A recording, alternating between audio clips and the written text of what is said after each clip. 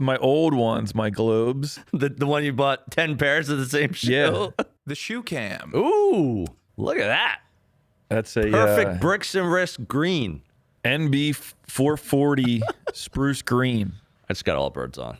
in honor of BNR. My old ones, my globes. Oh, yeah. The one you bought 10 pairs of the same shoe? Yeah. I think you have too many shoes. Shut up. So they're greenish. Put Globe out of business? They're like green and gray, and they stopped making them. So I have a pair, one last pair sitting aside that I haven't opened up. Really? But I had to wore buy the other 9? What's that? You wore the other 9? Yeah, I'm down to my last pair. I had to buy a half a size up because that's all I could That's all I find. had. That's it. Prolong the joy. So maybe we'll do a reboot, a recap Nice. when I gloss them out. Love it.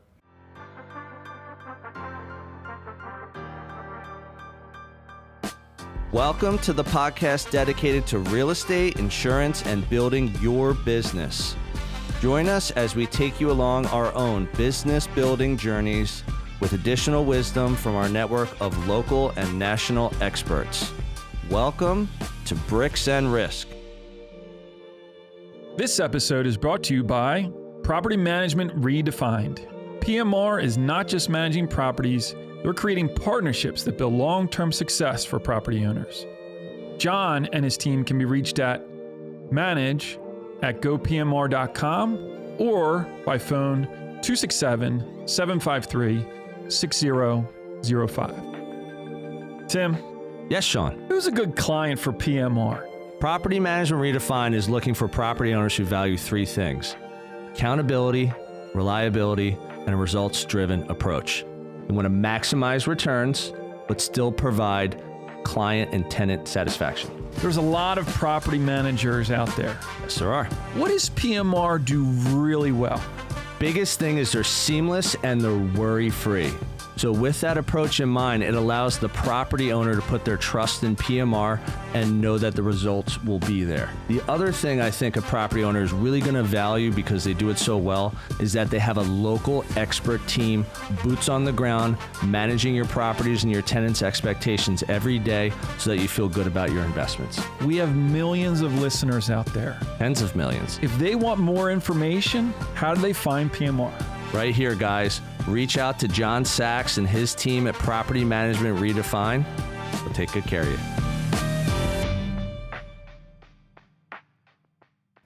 Hey, everyone. Welcome to another episode of Bricks and Risk, the 100th episode of Bricks and Risk. I'm Timmy G. And I'm Sean Mooney. We did it. Yes, sir. Triple digits. Did you know if we were in Paris right now, it would be Saint 100. 100? Neither of us speak French, so we're kind of just making that up based on a clip that we heard from Young Junk. So, dude, we did it, man. We made it to 100. Congratulations. Congrats. This was one of our major goals up front. We said, wouldn't it be nice to get to triple digits? Most podcasts that I listen to, at least business podcasts, make it up to like 300, 500. And you're just like, that seems like it would take a decade. Yeah. And here we are about 2 years in to our first, little longer than 2 years since our first recording. Right. And we are at 100. So How about it? in honor of the 100th, Right. we're going to do some questions. And I'm going to let Terry from Young Junk take it away. Hey. First up, we have Judy Jody. So with wait, an you're, exclamation point. Judy. All right. you're not going to give a briefing of like, this Well, is what we're doing? If people have been watching Bricks and Risk or even listening, I'd say most of you know all about Jody. No, I mean the format. Like, we're going to have Terry be the... They're just questions. We're just going to answer them. That's the format. Does that work for you, Captain Prepared? Yeah. Yeah? Okay. Let's go. Judy. And she writes, Judy writes in to say... what are the goals with Bricks and Risk? Okay. Goals. Well, I'll let you take this one first. So when we started Bricks and Risk, and now that we're at 100 episodes, like what's a goal for you, or like some of the goals that you have with our show? This is a show now. So I think that when we started, we said, why are we doing it? And we were doing it because we liked the medium, and we wanted to share what we knew about business and real estate insurance and growing your business. And that was one. And another one was to build our network and do that. And so I think looking back from the start of kind of setting out to do that, I think that we have accomplished that. I think that over 100 episodes, we had some really good guests that brought a lot of great information to our listeners and viewers.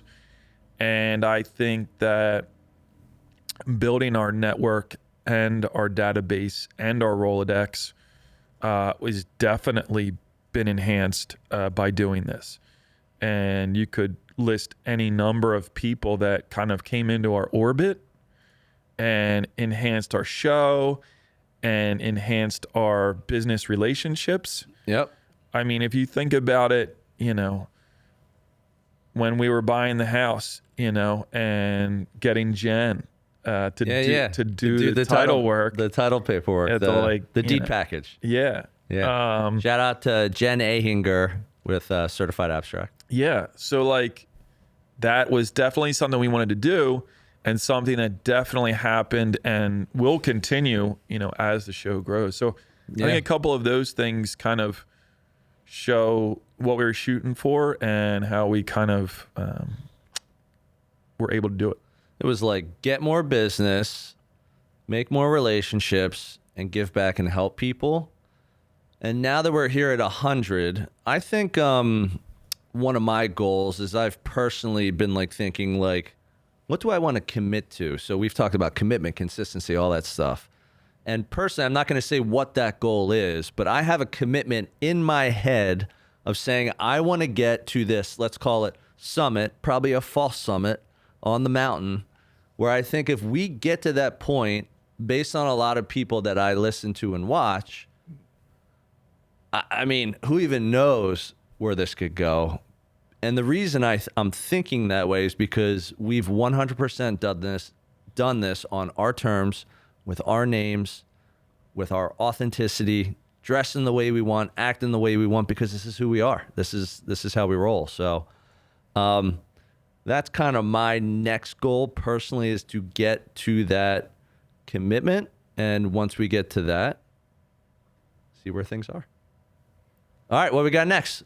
All right. Next up. Envelope number 2. Number 2. But before we go there, let's all take a look at the shoe cam. Ooh. Look at that. That's a Perfect Bricks and Risk green. NB 440 spruce green I just got all birds on. in honor of BNR. In honor of BNR. Love it. My old ones, my globes. Oh, yeah. The one you bought 10 pairs of the same shoe. Yeah. So they're greenish. Put Globe out of business. They're like green and gray, and they stopped making them. So I have a pair, one last pair sitting aside that I haven't opened up. Really? But I had you to wore buy. the other 9? What's that? You wore the other 9? Yeah, I'm down to my last pair. But I had to buy a half a size up because that's all I could all I find. had. That's it. Prolong the joy. So maybe we'll do a reboot, a recap Nice. when I gloss them out. Love it.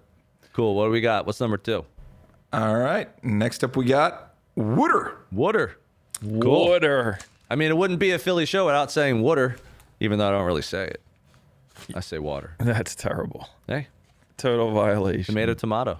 And Wooder writes, Yeah, but like you grew up saying water. I didn't really grow up saying water. You never Here said and there. water. I was a here and there water. Keep going. That's pathetic. where do you each see your businesses in 5 years? All right, I'll go first on this one. Yeah. All right, so 5 years. I mean, I had a big pivot year and a half ago. We've talked about that on the show. Went from running a sizable independent brokerage to now running a very small team at Real. Tim works for Real Broker. Scrolling. And I think for me personally, like now getting to this point, having the show, like everything we've learned, the people we're meeting, I think it's constantly evolving as to what I want in the future. One thing I know for certain, I want to keep helping people buy, sell, rent, and invest in real estate. 100% want to do that for as long as my brain and my legs will carry me in some way, shape, or form. That I love. I think another thing that could potentially like be added onto my business is like kind of like growing my real estate agent network. Just bringing more people like into my own ecosystem, the way I've built my business, the way I, help create a podcast, how I've done that, just kind of, I love to teach and mentor. So I think that's going to be an added layer of my business, probably about 5 years. Maybe there is actual compensation involved in that mentoring approach with agents anywhere and everywhere. So that's kind of what I see. Next 5. So in 5 years from now, I think that I'll be out of insurance and podcasting full time. If I had to guess. If you had to guess. If I had a crystal ball. I mean, it'd be like take the insurance and... If that doesn't happen... could happen. It could. If I was still operating my agency. I don't know. I don't know what the growth number would be. I think that an acquisition at some point in the next 5 years would really get some juice under me. You acquiring someone and taking the premium, the size of Moody Insurance Brokers up to the next level. Yep. That would be something. Yeah, and we've talked about that before on the show. Yep. And then ultimately, in 5 years, just running the business and not, being on the day-to-day ins and outs of, working on the business, not so much in the business. Yep. Awesome. That's kind of where I'd be shooting for. Very cool. All right. Number 3. This one's called water. Number 3. That's pathetic. I'm semi gluten-free. Yeah. I'm like gluten-free light. He's like GFL. gluten-free 0. Well, they say when I drink the beer, they can't say gluten-free because... Gluten-free ultra? No. Because you have to have so many like things that you need to do. So they say gluten-reduced beer. Okay. So I'd be in the category of gluten-reduced. All right, what's the question? And they write, what are some qualities for success you look for in a new entrepreneur? Okay, so a new entrepreneur crosses your path. We've talked about the many Mooney understudies, the mentees of the Mooney way of doing business. Yeah. The Mooney wisdom. What kind of qualities do you like to see in an I didn't know entrepreneur? where to go with this question. Was it like someone who was coming into the fold that was thinking about like starting a business or doing a business, something It's like like that? one of your mentees. I'm thinking about going into business for myself. Doesn't matter what they're doing. Could be our boy down in Wildwood with the trash cans. Oh, yeah. Or could be someone else. Yeah. So, like I've always said, I am their absolute biggest cheerleader. Like, Yeah. I am the one that's going to be rooting for them. I remember when you were saying this, I thought you were going to say, I would tell you not to do it. Well, there's part of me. Because again, there obviously is the Mooney there that says, oh, you don't want to do that. Why do you want to do that? Glass half empty. Maybe if it was starting an insurance agency. Right. Maybe you'd crap on that. Yeah. Okay. But keep going. But anybody else, I'm like, let's go. So the question was what qualities? Yeah. So if someone comes to you and says, I want to start my own business, is there like a quality or a qualities that you're kind of trying to suss out, like identify from that person to think whether or not you think they can do it? Because there are qualities that I will say, if you don't have them, you might be in a lot of trouble starting your own business. I think if I were to pick one or two, I think being able to be an independent thinker would probably be at the top of my list. Yeah. Like curious. No, not curious. More so like not guided by other people. So we've said like the fork in the road, independent. everyone's going right. You're like, maybe I'll go left. Yeah. Because there's always going to be times where those situations come about where you really need to have an idea, stick to an idea, and like drive through on your own with that idea. And so if you're the type that always is relying on other people and relying on other people to kind of steer you, ultimately it's going to be an issue for you. Mm-hmm.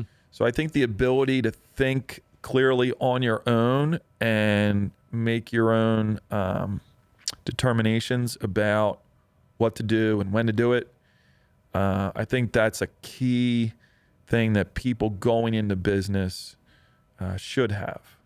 Yeah. Because, I mean, I could rattle off so many different scenarios where you come to a point and it's like, what should I do? And you really need to have that clear thinking and commitment. You almost have to know. You have to choose a direction. And it might be the wrong direction. Might be.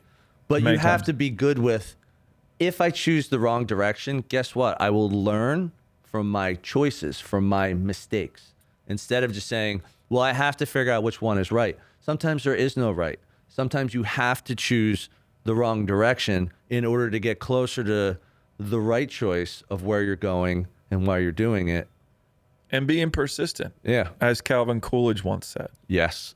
Calvin Coolidge did say that, persistence. Because that wrong decision may still be the wrong decision, but it's incumbent upon you to turn that wrong decision into the right way going forward. Lemons into lemonade, as Judy would say. as Judy would say. So those are two key things I would say for anyone that's thinking about going the entrepreneurial way. I think that's really good. I'd say for me, probably comes down to that episode we did on commitment and consistency. And remember, I was just on Maria Quattrone's podcast, and we were talking about socks. We were talking about John. Hat tip Maria. What's that? Hat tip Maria. Hat tip to Maria Quattrone with Remax. Be the John Solution. Warden. Be the Solution podcast. One thing we were talking about, I said I was like a very foundational, fundamental kind of guy, and I talked about the example from John Wooden at UCLA was very big on when his players would come, whether they're new players or whatever, just spot checking players, he would check their socks and say, what do your socks look like? Because he wanted to make sure they were able to play basketball as best equipped as they could. And he knew back then, your socks are sideways, your socks are bunched up, maybe not the right kind of sock. Whatever it was, you're going to get blisters. Like shoes were not that, they didn't have the technology back then. People wore like Chuck Taylor All-Stars. No Chucks. pumps. No pumps. No New Balance. So I say that because I think for me, it really is in the commitment. And I tell people this all the time in real estate. I deal with first-time home buyers. And I'm like, before we look at anything, here's some advice. If you're going to buy a house, my upfront advice is you want to be the owner for somewhere a minimum of 7 to 10 years. And here are the reasons why. Go through a real estate cycle or two, pay down the principal balance, put some improvements into the home, make it your home, have the tax benefits, have the appreciation. Like there's many reasons why owning real estate is a good investment. There's also reasons why owning real estate can be a bad investment. And one of the biggest mistakes that people make, residential real estate, is time. They buy and then they try and sell too soon. Now, people can buy and 2 years later it can be worth 50% more and they make a ton of money.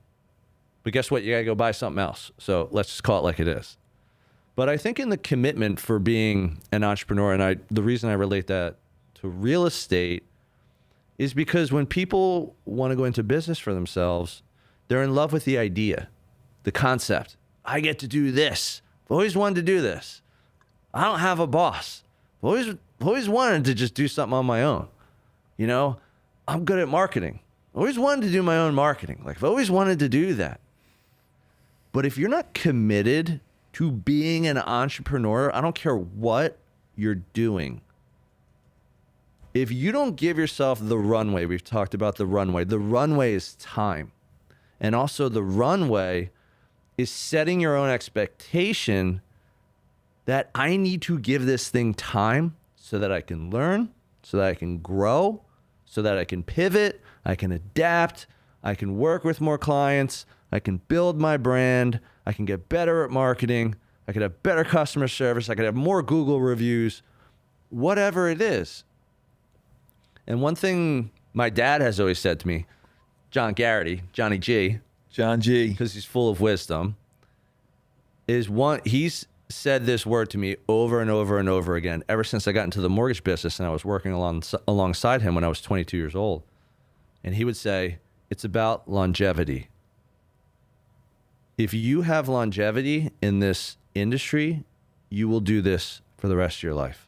And he did mortgages for over 40 years. So if I'm going to listen to anyone about commitment or consistency or longevity, it's him, because he's done it. And he had 4 kids, and we all went to private schools, and we went to, not cheap universities, and we paid for a lot of that ourselves, but so did my parents. So I look at that, the commitment, I think, to me, is the number one quality I look for someone wanting to become an entrepreneur. I wonder if your John Wooden example also hit on attention to detail. Yeah. It's almost like an obsessiveness of who cares about socks? But like someone that is well prepared and has all of their stuff together is a more coachable person and a more prepared person and someone that looks to make sure things are right. Yep. I think that's a great point. All right, what's next? Terror. Next up, Yo, folks. Yo, folks. Oh. Shout out to our boy Dustin Brome. Man, I wish I knew that Crapped was going all over me on that video, which was one of the greatest things that could have ever happened to me, Dustin. That's why I sent it to you. I knew I needed to improve, so you're the man. I wish we did a t-shirt. Hashtag Yo, folks. Yo, folks has definitely become a line. Yo, folks writes. This letter comes from Yo folks in Albuquerque. What is the biggest benefit you have realized from starting and growing a podcast? Wow. Okay. I like how you seemed excited and like, you were like surprised, but you actually I wrote it. You wrote the question. I wrote the question. That's probably why I'm excited. I'm like, good job, Tim. Way to Thanks, go. Tim. You did well, Tim. I'd say it was biggest benefit, right? I would say for me, the biggest benefit has been in the credibility of starting a podcast from scratch, like you and I, and then the choices that we've made have led to what I would just call credibility. So how we have started this, we started Yunk Junk's where we are right now. Shout out to Yunk Junk. Manny Hunk. Creating it in a professional studio with professional equipment, with professional people behind the scenes, making sure we turn out a professional quality product. And I think the credibility for me has come in lots of different ways. It comes from like people I know, friends, family, clients, whoever. People mention it. They speak positively about it. But I've been to like events, I've been to real estate events. I've been to lunch meetings. I've been out somewhere. And someone's like, Yo folks. Yo, folks, I know who you are. I'm like, you do? And they're like, yeah, you have a podcast. And as cool as that is, again, it's, that's probably more of an ego thing. That's a cool experience. But what I think is just so great about moments like that is that people are actually watching and listening to you and I get on these mics and spit for 30 minutes, 60 minutes at a time and just talk about like what we know and what we think. And it's been awesome, man. The credibility of me has just been through the roof. What was the question? Biggest benefit from Bricks and Risk? Besides getting to wear lots of clothes that have been sitting at the back of your closet. Yeah. So, you know, when I was growing up, my mom never thought I would really turn into much. Yeah. Okay. So by having a podcast, I think one of the biggest benefits is my mom now feels like all that money she spent on me And all that time and stress and energy. It panned out. you That's know? awesome, man.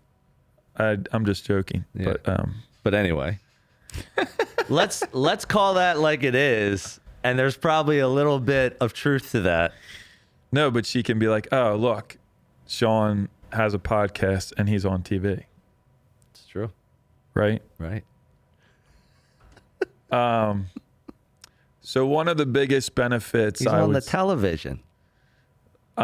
she probably couldn't actually turn it on, the YouTube to try to even get to me, the Facebook. No, so one of the biggest benefits I would say is the ability to build our network. I think that single-handedly has been the best outcome of having the podcast. Yep. Because you're in so many different rooms, you're having so many different conversations with people that are adjacent to our businesses, that overlay on our businesses. I've mentioned to you a couple different things that have kind of popped up from the podcast And likewise. that I'm like, well, that would never have happened. Never have happened. So getting us in the room with some great people, having great conversations, and opening some doors for us has to be, for me, just one of the best outcomes so far by having us. And we're only at a hundo. Yeah. All right. What do we got next? Next up, we got Yeah. Moonee. Yes. All caps. No trick spelling. All right. Let's do And it. they write. Otherwise known as the Dot King. King. How important is it to have a personal brand in business? Oh, we just did one of these. Oh, yeah. With Sheldon Rumor. She was fantastic. Unbelievable. Thank you, Sheldon. Why don't you hit this one first? Personal brand. So what I would say with this is it really depends on what industry you're in. If I was to do a blanket statement, I would say it absolutely matters now in the year 2025 that to have a personal brand, because I think that it can help accelerate your business probably more than anything else out there. The key advantage of having a personal brand is the exposure. Mm-hmm. Obviously, by having a personal brand, you're kind of aligning yourself with kind of what you do and how you do it. And so people are able to see, oh, this is George Robertson. He's the G. Robbie. the HVAC guy. And if you're running a business and operating like that, the exposure then becomes free advertising. Yep. And the second part of it is it becomes a warm lead. So if someone sees you online and they know what you do and get familiar with how you do things, Yeah, who you are, what you're doing. and then they reach out, it's a warm lead. It's a warm lead. You're attracting business. Yeah. And so by having a personal brand, it really can help in a lot of ways, but growing your business with the warm lead approach is just one killer way to have an advantage with doing it. All right, I got a really good example. So I was actually having a conversation with someone today who also has a podcast and who's also in real estate. So we were talking about him, and I said, look, your agent brand is a little bit more consumer facing. Were you talking to Eric Simon? No, I'm not going to mention names. I'm just going to talk about it. So I'm talking to the agent. I said, your personal brand for being an agent is consumer facing. Right. Okay. Buyers, sellers, tenants, landlords, investors will be attracted to that because they want you to help them go buy, sell, rent, invest residential real estate. That's your agent brand. So that's one thing. Your podcast brand is technically like agent facing or industry facing or just like a credibility factor. It's not really going to attract a buyer or a seller to you as an agent, but what it does is it attracts other businesses, other relationships, industry people, which are all good for your agent business. So we talked about that. Wait, couldn't you have the podcast driven towards the buyer, the listener being the buyer? Well, he already had the podcast and then he pivoted. Just let me finish. So 2 separate brands, 2 different timelines, doing 2 different things. Now they technically link on the back, but that's how it came to be. Mm-hmm. And then I look at the Bricks and Risk brand. Okay? Because starting the show, calling it Bricks and Risk, you came up with that. Developing the name, developing the look, developing the logo, plastering it everywhere, marketing it everywhere, has almost become like a personal brand for both of us. Because when people see the Bricks and Risk brand, they don't necessarily think of real estate. They don't necessarily think of insurance, but they do think of Sean and Tim. The Sean and Tim show. The Sean and Tim show. Right. So they think about that. So because of that, that is a personal brand. And we were just talking about how valuable having just like the benefits of a podcast are.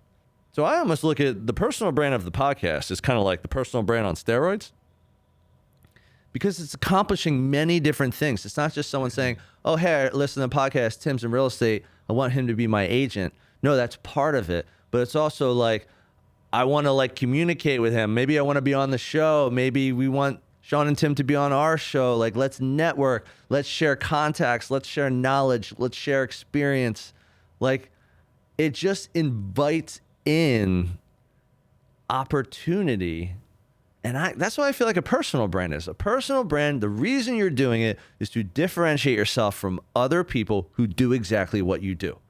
Because if there's 2 agents, they can both help you do the same thing. Which one do you identify the most? If they both have the same service and it costs the same amount of money, which one do you want to work with? And that's where a personal brand comes in. If someone identifies with it, and therefore they usually come to you. It's like when they're DMing us and they're like, hey, Mooney's shoes, can you send me the link, like where to buy them? Those are killer. And then what we do is we make money off the link. It's an affiliate connection. We become a New Balance ambassador.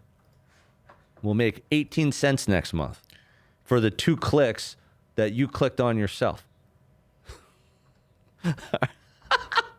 So dope. Dope city. All right, what do we got next? All right, roll, next please. up, we got an old favorite. Down the Shore. Down the shore? Down the shore. I was very close to doing Up the Mountains, but I went with Down the Shore. You know what's funny is like all of these are obviously taken from shows, and Yeah. like I know like the exact time when we were talking Oh, yeah. about it. Me too. They're like placeholders in time. Yeah. And they write, And Down the Shore writes, if you could take your family anywhere in the world, where would you take them? Down the Shore! Down the Shore. Duh. Do you know what's funny? The name has had absolutely nothing to do with the question, but that actually was fairly relevant. Yeah, related. They were kind of like connected. Mm-hmm. All right. Go for it. Glenside. If you could take your family. Glenside, Pennsylvania. I love how you say Glenside, Pennsylvania, and yet I just helped you move to another town, not Glenside. If I, because I'm not living there, but I'd want to take my family there. Oh, okay. Hey everyone, this is Tim, your favorite Bricks and Risk co-host. But don't tell Sean. I hope you're enjoying this episode, and I'll get right back to it in a moment. Our audience grows through word of mouth, so if you would please take a moment of your time and give us a review on the platform you're on, that would be fantastic. Please also help spread the BNR word by sharing your favorite episode with a friend. We greatly appreciate your time and trust. Now, back to the show. Give me something. It's beautiful. Give me in the something summer. non-drive worthy. If you had to hop on a plane or a ship or a steamboat Because I don't fly. or a hoverboard, where would you take your Where fam? would we go? Yeah, where would you go? Anywhere. Alaska. Really? Yeah. Okay. Why Alaska? Let's go fishing. Catch some big Halibut? fish out there. Yeah, some big halibut. Some halibut. I'm sure all my family would love to You're like- go to Alaska to you're like- watch me fish. Your 6-year-old Brendan would be like, "Hey, Dad, I caught a polar bear. Yeah. Yeah, check this out." Yeah. No, I think it'd be good. I heard good things. Yeah, I've heard good things about Alaska. That's I'd interesting. like to be like on the vast, wide open terrain. Okay. And do you think your family would be down with that vibe too? No, it's just for me. So it'd be like, you're going. You want them to Selfishly. be there with you and be a part of it. It's not necessarily their first choice. Hey, everyone, watch me watch the blanket terrain. Right. Hey, everyone, watch me dive into these frigid waters. Yeah. So let's do two. So, we'll do one for me and then one for Sean the family. and one for Katie Mack and kiddos. Somewhere warm with sand. Hawaii. Okay, Hawaii. So Alaska and Hawaii. You go to one of the two final states. Yeah. Yeah, you don't want to go outside the country because then they wouldn't have two Robert Seltzer, and they wouldn't be buying and selling things with dollar bills. Yeah, and if you get arrested, I wouldn't want to be arrested true. in a foreign country. Very true. You'll get out of it, even in Alaska or Hawaii. We know. I've enough, seen we know those enough people. shows, like how I Abroad? became a smuggler, Or what was it, like something abroad, like arrested abroad or Yeah. something? where they're like, take this briefcase to drive it over here, and then you get locked up abroad, right, or something. Yeah, that's what it is. Okay. I'll go with the obvious choice, and then I'll go with the not so obvious choice. The obvious choice, which my wife Maria and my daughter Ella already know, is I want to take them both to Japan. Because I've been there. I went there for my 40th birthday with my two brothers, Pat Garrity, Ryan Garrity. Shout out. What's up, boys? And for our 40th birthdays, so my older brother Pat was first, and we said, where do you want to go? He's like, maybe like a beach town. So we're picking out a beach town. Ryan and I are ready to take him. He's like, nah, let's just do it in Philly. So we got bombed in Philly for his 40th. And then Ryan got upset with Pat when he had a couple too many and said, why couldn't you pick a place? We wanted to take you somewhere. We're down on like Delaware Ave, like bar hopping. Why couldn't you pick a place? So then to stop my brothers from fighting, I stepped in and said, all right, for my 40th in 2 years, we're going to Asia. And they were like, whoa, okay. It's extreme. So I took 2 years. If I were going to go anywhere in Asia, it's just my choice. Where would I go? So I had China, Singapore, and Japan. Japan made the most sense just because I felt like it was going to be like Western-ish. It would, you can get by there. I did some research. Some good snowboarding in Japan. But the one thing I wanted to see is I wanted to see the biggest city in the world, which is Tokyo. It's the largest by population city in the entire world. And it was unbelievable. Went there, went to Kyoto. Awesome trip. I want to take my wife and my daughter there. I want to go back, and I want to go through the countryside because I've heard so many things. I've met so many people since that trip that have been to Japan. I've had conversations with them. Got to go here. You got to go there. So that would be like, I've already told them that they want to go. So we're going to go at some point. Have you thought about Glenside? I actually, G-side was second on my list. Yeah. Makes Japan hopscotched them. They just went. Makes sense. I'd say a place that I haven't told them that I'd like to go. Sounds really bizarre. I'd like to take like a train ride with them to like multiple cities in the U.S. Just hop on a train. You can sleep on the train. You get the scenery. You can eat. You can drink. You're not in the air. You go to a couple different cities. Come back to 30th Street Station in Philadelphia. That's a trip I'd like to take. We're kind of boring. Are we? Yeah. Like that's Alaska's boring? no, but like You're I want to boring? be like I want to talk to someone who's like You're like, I want to jump I out of a went to this spaceship. little town in East Panama. Well, there's nothing wrong with being honest. Next question. Like, this will be an hour and a half long episode if I even entertain this with Mooney. Droid versus iPhone. Oh, man. You know, I should have put on it. I should have put iPhone versus iPhone because now No. we have the same phone. I think it took me making fun of Mooney on a podcast Peer pressure. for a span of It's about match. 12 months to get him to finally say, okay, I have an iPhone. I Was remember it- that phone call too. Was it Tim or was it my daughter who I have to communicate with? Definitely Tim. Sorry, Mal. Sorry, Mom. They right. Why is the value of relationships at the core of both of your businesses? Like we haven't beaten that to death. For you. Value of relationships. I mean, wasn't that the first episode we did? It was called Relationships. Relationships. And we just talked about relationships. I mean, if you're in business, it's about relationships. I don't, any guest we had on with a few that may not apply, but it's relationships. It really is how you do business. That's the firepower. And so I don't even what's the alternative of not being relationship driven or relationship? Transactional, being driven by numbers. If I piss people off along the way, I piss them off. Well, okay, so let's take that. I think that if you're selling widgets, there might not be a need for relationships inside of your business.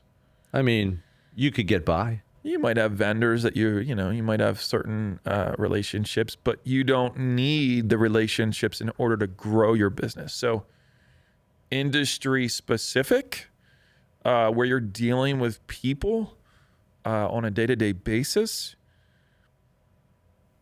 relationships are important. They're kind of foundational for businesses that we, for you and I, for businesses that we've had on the show. It really is the engine that makes everything go. Yeah, one thing you said there I thought was interesting. You were talking about the widgets, so maybe someone selling making a product, selling a product. Yeah, you're on TikTok Shop. B2B, B2C, doesn't matter. Selling Okay, here's underwear. how I will disagree with that example. Your employees are relationships. Your suppliers are relationships, as well as your customers, whether it's a service-driven business or a product-driven business. Relationships will make the ride smoother, cheaper, make you happier, more fulfilling. I look at relationships in the sense of I don't really even care what you're doing in life, what you're doing for business, friends and family.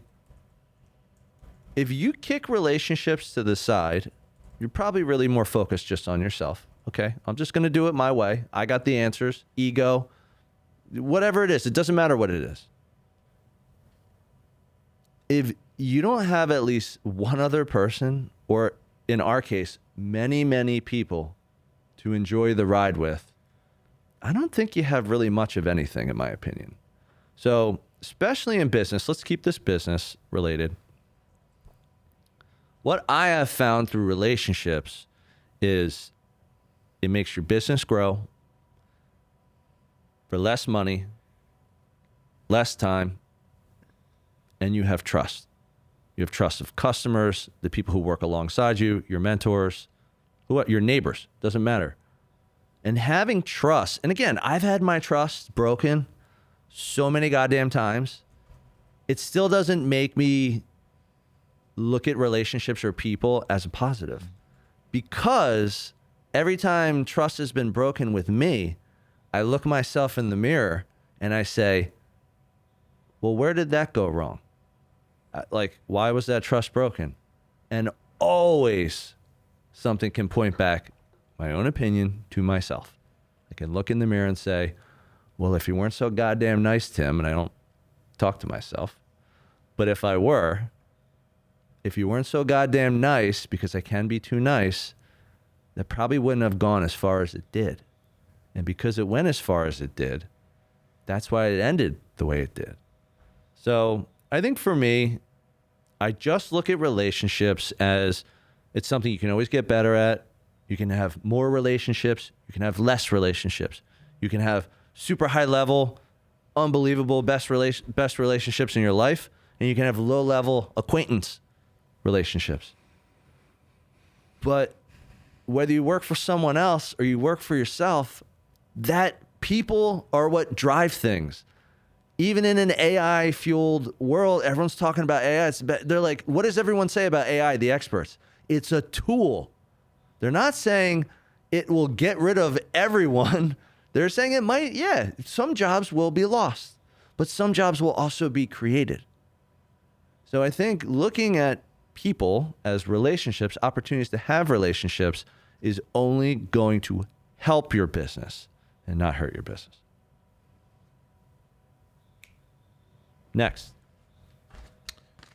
Next up, We need a button. Like, obey hats.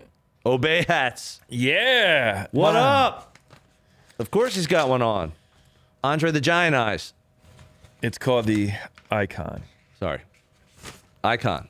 Obey Icon. I actually own an Obey shirt from like way back in the day that I have to wear to an episode one time and just be like, this is my Obey shirt.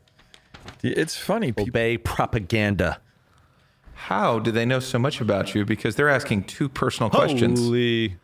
Sean, when you're not pretending to be gluten-free, what's your favorite cheesesteak in/around Philadelphia? oh, Let's do it. you know, Favorite cheesesteak? Oh, Tim, we know you like bread. What is your favorite cheesesteak in or around Philadelphia? yeah. All right, so I'm going to make mine really easy, and people are probably not going to agree with this, which is totally fine. I like a chewier roll. I like a fluffier, chewier cheesesteak roll. So I like D'Alessandro's. I love Pudge's. And then if I'm going to, let's just go with like, well, no, if we got to stick with cheesesteaks, I'd say I like D'Alessandro's. I like Pudge's out in Bluebell. And then if I want to go new school, seeded roll, fancy dancy, I gotta go Angelo's. Angelo's freaking unbelievable. So I will say, for nostalgia purposes only, Which we know you roll that way, it's D'Alessandro's. my man. I mean, Pav worked there, so like obviously it's Shout out to Dan Pavlik slinging cheesesteaks at D'Alessandro's when we were 24. I think he was in like medical school and he's like, Yeah, I think yo, we're- I need a job. He's like, I need a job, so he just showed up at D'Alessandro's. Like, and yo, I said, think I can get free steaks if I work at D'Alessandro's. can I make steaks? What do you pay?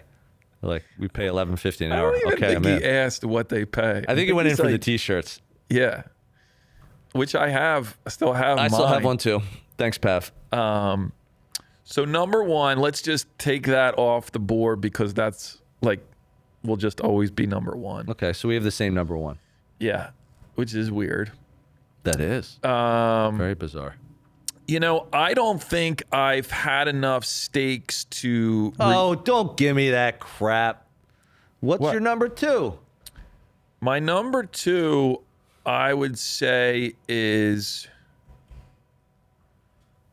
I think I know what it is. I know you're thinking what I'm going to say. I would say Angelo's is my number two. Okay. So we're pretty much on the same train with that. I was Yeah. going to say Verona.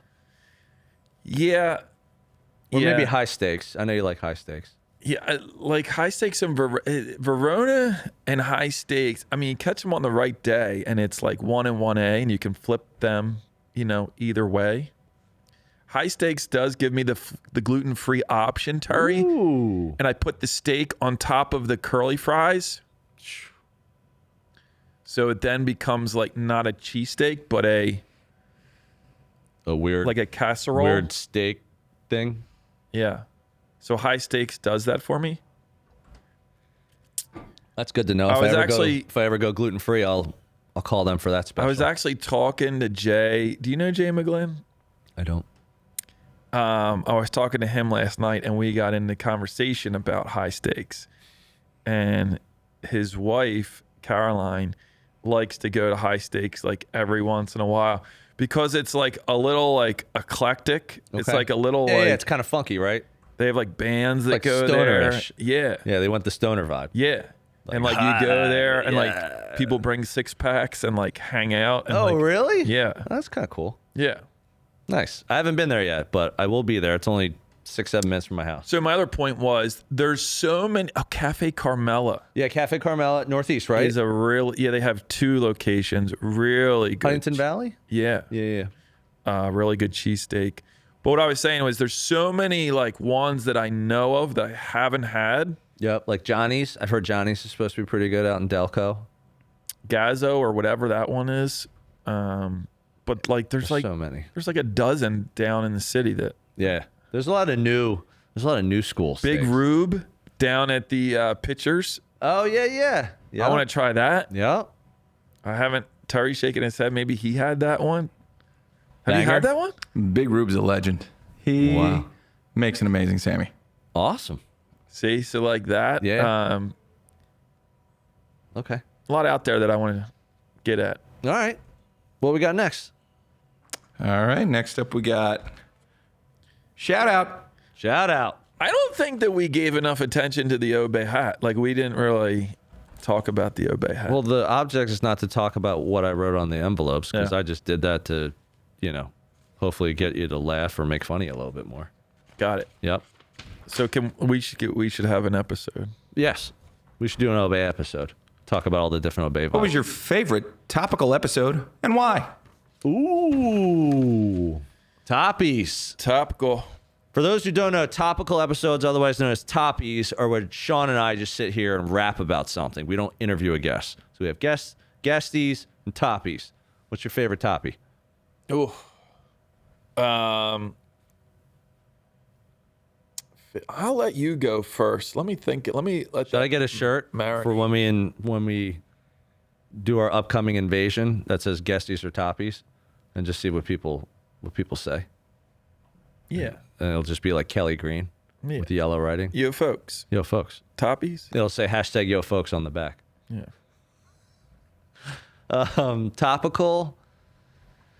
I've already told you this, and it's not because it's just on the subject of real estate, but the most fun and actually the most recommended topical episode that I give to people. I talk to people in the real estate industry all the time, every day. They ask me questions.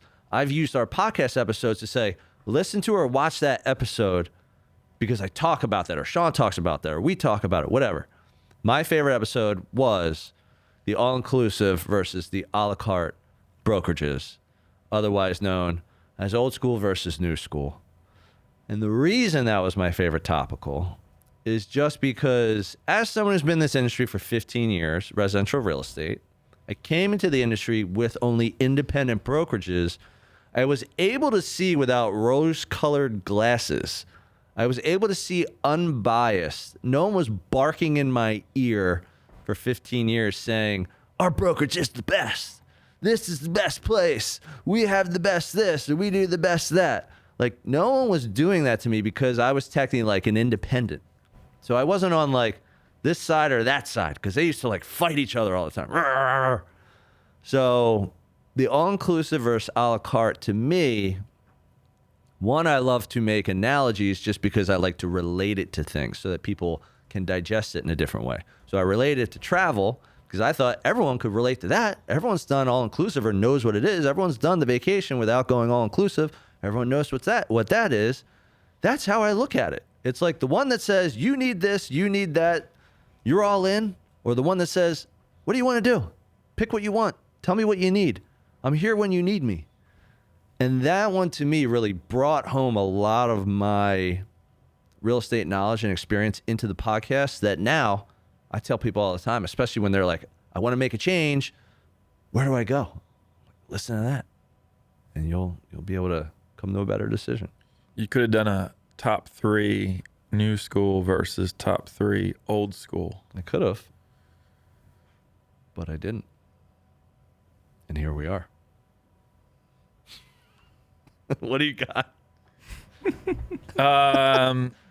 Topical, I think, to kind of pivot off of that, is the insurance ones where we talk about like what's really going on in the marketplace. Yeah.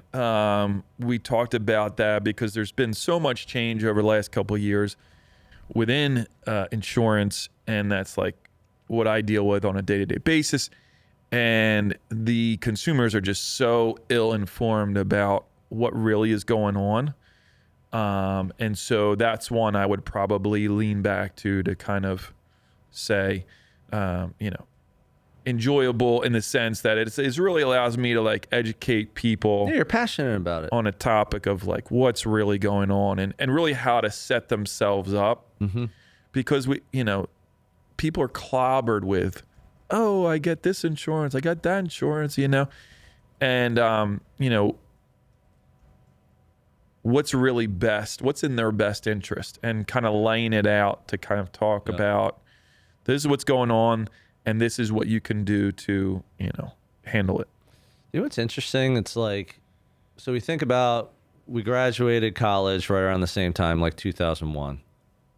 Oh, wait, I graduated in 2000. I like how you say we graduated. You were 2002, I forgot. We graduated high school at the same time. High school was the same, college was different. A little different. Sean was what we called a super senior. Ooh. I talked to Joe O'Donnell the other day, and he was like a super senior. I think it was like 8 years. Like, that's awesome. Yeah. That's Van Wilder. He was Wooderson. So basically, one thing I've thought about that, like, now that we're talking about it now, and like you saying, I did this insurance one, I was like, I did this real estate one. You have been in the insurance industry since 2002, I believe. I have technically been in the residential real estate industry since 2002. So we have both been in our industries. Now, I started out in mortgages. Yeah. But that's like saying you're a home inspector and you became a real estate agent. You're like, well, it's the same industry. Yeah. You know? You're kind of in it. You're in it. So I think it's interesting that you and I have been in the same industries for almost our entire professional careers without any deviation. So that now when we talk about these things, I feel like we actually have something to add because it's been almost a quarter century for each of us in our industries. Well, the other thing too is we've seen the markets, right? We've seen ups and downs. The ups and downs. We've been through it. Mm-hmm. And that lends, the credibility. We've been around the block. We've seen the markets change. We've seen the ups. We've seen the downs. We see what works. We see what doesn't work. You were independent. You were working for corporate companies. I was working for different. Yeah, we've done different things within our industries. Yeah, but we've stayed in our industries. And I guess the reason I say that is because it allows us to see what the landscape is within our industries. Right. And so when we're talking about different topics or we're talking to people that are wanting to come in, it's like we can give them a lot of different layers to perspective. Yeah. Yeah. It's awesome. Okay, this is the last one, or that was the last one? This is got the one. last envelope. All right, last one. What do we got? Park in the driveway. Drive on the parkway. And this one is empty. So producer Terry is going to throw one in. Do it. All right, Terry. How important is it to have a convenient and fun location to podcast in? Wow. I'll go first. It's super important. I honestly believe I just did a podcast seminar with Jason Ostrowski. What's up, Jay? And had a lot of fun. It was super humbling for anyone even to ask me and say, we think highly of your podcast. Would you be willing to speak in front of a group of 50 people and tell them how to podcast or what to look out for, whatever? Definitely one of the things I talked about at that seminar. Also, one of the things I talk about to anyone who's either thinking about the space or is already in the space is consider a professional studio. Consider working in a setting that's ready to go, that looks professional, has professional equipment, has professional staff. Could be team of 1, team of 10, doesn't matter. Have it be somewhere convenient that you can get to easily, that other people can get to easily. Your guests, if you have guests on, if it's not just Zoom. And the reason I say that is because the number one compliment I get on Bricks and Risk is production quality. That is the number, not great episode or, yeah, good job making fun of Mooney or like, yeah, I'm also a New Balance fan. No, it's the quality of your podcast is so well done, so much so that I've introduced Terry to a few people that I know who said, how do I get production quality like that? So, hope that answers your question. Some people might want to fight me when I answer this question. All right. I don't fight, so it's not going to be me. So. It's a little abrasive. Okay. I don't really consider, I shouldn't say this the way I say it, but when you have like a podcast Just that's say like a Zoom podcast, Yeah. it doesn't feel like it's a podcast To you. to me. Okay. Explain that. I feel like it's a differentiation when you have someone on a laptop that's calling in to someone on a laptop. Yeah, like a Zoom meeting. Anyone can have a Zoom meeting. So the differentiation is, to me, if you're serious about your podcast, Yep. if you're serious about wanting to put out awesome content with awesome guests, and we have people Zoom in and from time to time, depending on what the circumstances are. But It's not the act of Zooming. You're saying if you want to have a podcast, then have a podcast. yeah, Don't act like you have a podcast. Have one. yeah, be serious about it. And maybe it's, you do it different ways or something, but having a place and a professional output makes a difference.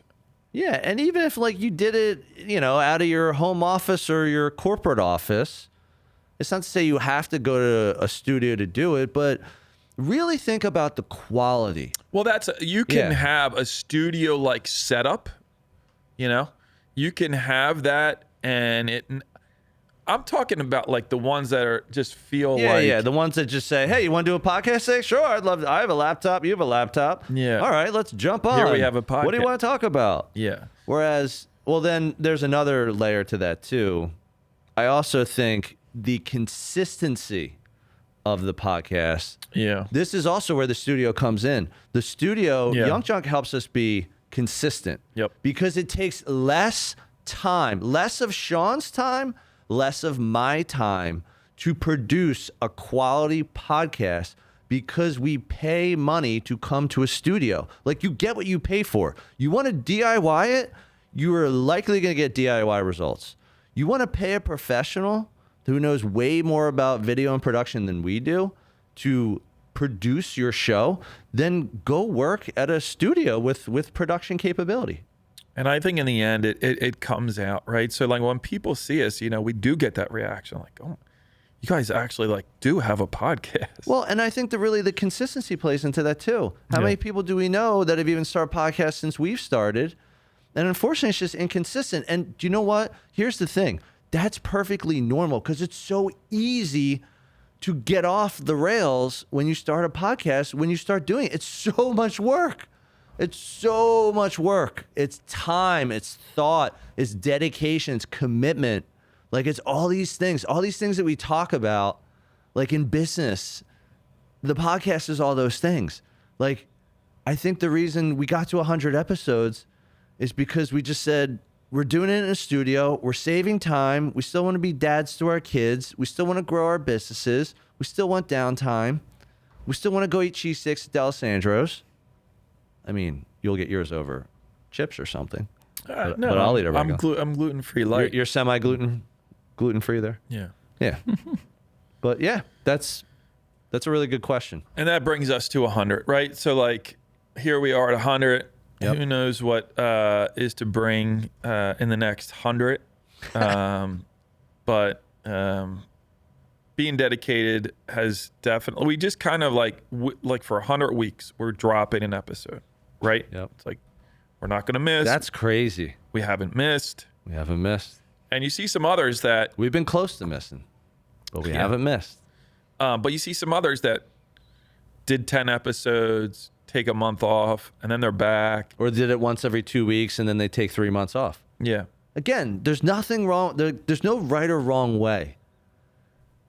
I think getting to 102 to close this out is that having some kind of commitment to your audience as to what your cadence is going to be. Figure out what you're capable of doing in the beginning and stick with it. Like if you're DIYing it, do it once a month. Don't do it once a week. Don't do it twice a week. You won't have the time. You won't have a life. If you do it yourself, say, look, I'll do one a month and I'll see how it goes. You can always start going one every 2 weeks from there. But I think if you start out once a week or once every 2 weeks and then you start going to once every 3 months, people are just they're going to turn it off. They're going to disengage.